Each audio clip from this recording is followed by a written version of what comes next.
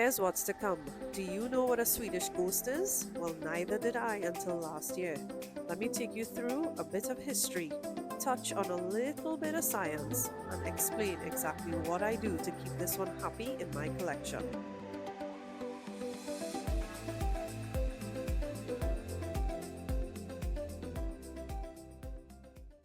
You may recognize this plant, as its common green form variety is quite popular amongst us plant collectors. You may have guessed that it's a Monstera Adansonii albo variegata or even the mint variegata, but I beg to differ. The primary difference between them all is that the Swedish ghost, the way it expresses its variegation, is quite different from all the rest. The new leaves emerge white, or even a creamish white, but very white, just like the Albo variegata. However, there is a color shift towards green, just like the Philodendron Florida Ghost. In my experience, that color shift towards that true green color isn't as guaranteed as it is in the Philodendron Florida Ghost. With the Monstera Swedish Ghost, variegation can remain mint or even albo, and sometimes I've noticed sectoral green variegation. The degree of white variegation or the intensity depends on how much light it is given, and I'll get into my care tips and conditions later on in this video, as well as supplements that I use to promote variegation and to prevent browning. All of this will come later in the video. For now, I just want you all to have a clear visual of what the Swedish Ghost actually looks like and how the variegation expresses itself. In case you are looking to buy one, you'll know exactly what to look for in a specimen. So coming back to the degree of variegation, this is variable based on the amount of light you give it, as well as supplements like silica application that tends to aid in preventing browning and restoring variegation. But if you are looking to buy one, the main difference or the main feature that you should look for is that the emergent leaf or the new leaf emerges white while the rest have darkened to green, or at least towards a mint color. If you're seeing this plant for the first time, you might think it's diseased or sickly or malnourished even, but I guarantee you this is just a different variety of Monstera Adansonii. On popular platforms like Reddit, you will see people commenting stating that this is a diseased plant, but there are a lot of arguments to support that this is just a different species of Monstera Adansonii, and I beg you to do your research to not be hoodwinked if you're shopping, and just to get in the know of which plant is which, just so that you can get your care regime down correctly to make sure that this plant remains, or any plant in general, you should do your research on to make sure that it's given the care that is required. I will admit that there's not a lot of information on the internet surrounding it, but this leads me to my next point. Let's get into its history. Just a bit of background. So about 2.5 years ago, I was on the hunt for a Monstera Adansonii albo. I went to a popular plant place in Trinidad, and luckily for me, they had some props going. However, they were single leaf propagations, of which all were white. I knew the risk involved buying such a prop, but if you know me or if you follow me on Instagram, you would know that I am always game for experimentation.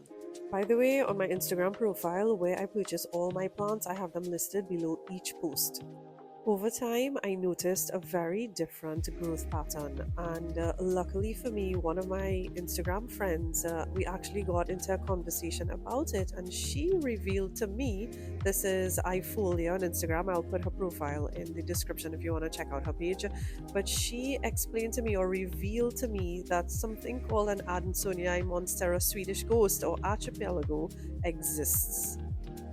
A quick Google search nowadays brings up a ton of AI generated information that is consistent with our chats on Instagram. However, I couldn't find a reputable source per se on a scientific level, for example, like the International Aroid Society or so, publishing an article or scientific article on this particular species. I couldn't find that. In summary, the Monstera Adansonii Swedish Ghost or Archipelego was formed from a mutation that was first accounted for or originated from Sweden. Specifically here for me in Trinidad, it is unknown to me if the propagation that I bought actually came from a true Monstera albo or if in fact it came from a cultivar that is widely produced via tissue culture now.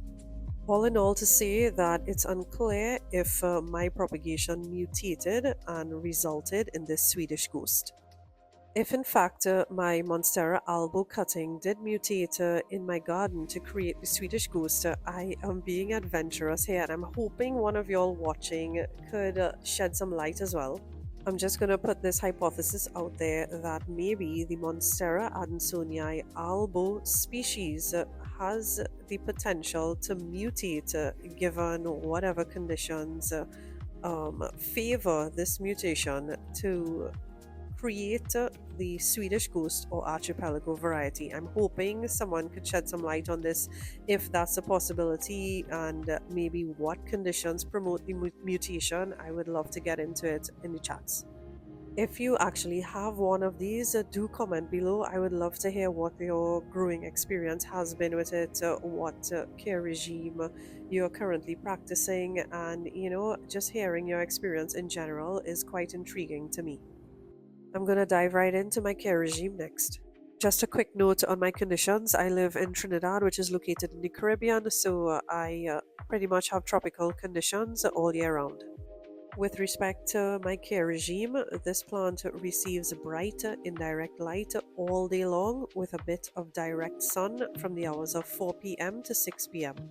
When I first got it, it was living outside, but presently it's actually growing in my living room, which is west facing. As a variegated plant, I try to give it as much light as possible, but not so much to scorch it. Its watering requirements is just like any other Monstera Adansonii, just water when dry. It gets a bi-weekly feed, including a silica supplement. I'll put all the products that I use in the description below. I try to stay on top of my feeds and the silica supplements as best as I can. This has really significantly prevented or even stopped in some cases browning. It's in my premium aroid mix that I get from Utopia Gardens, unamended. With respect to humidity, because I moved it inside, it probably gets about 50 to 60% humidity. And finally, temperatures can range anywhere from 22 degrees to 27-28 degrees Celsius. I'm going to get into its sensitivities next. It does not like when you miss a watering and it dries out too much. You're going to start to see browning tips and browning patches throughout the plant. Typical of any Monstera, I guess, but I do find the silica applications do just boost resilience in plants in general, as well as using Great White Myco. All the information on these two products I'll put in the description as well, but just from my use of it over the years, I find that it gives the plant a little more tolerance to stress, especially when I miss waterings.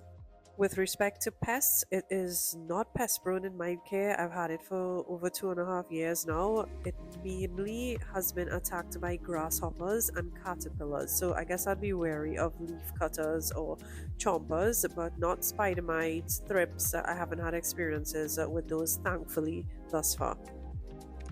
It doesn't seem to be a fickle plant in that I can move it from spot to spot and it doesn't really decline. It might just slow in growth until it acclimates to the new location, but it doesn't decline. To me, it is pretty fabulous in that way.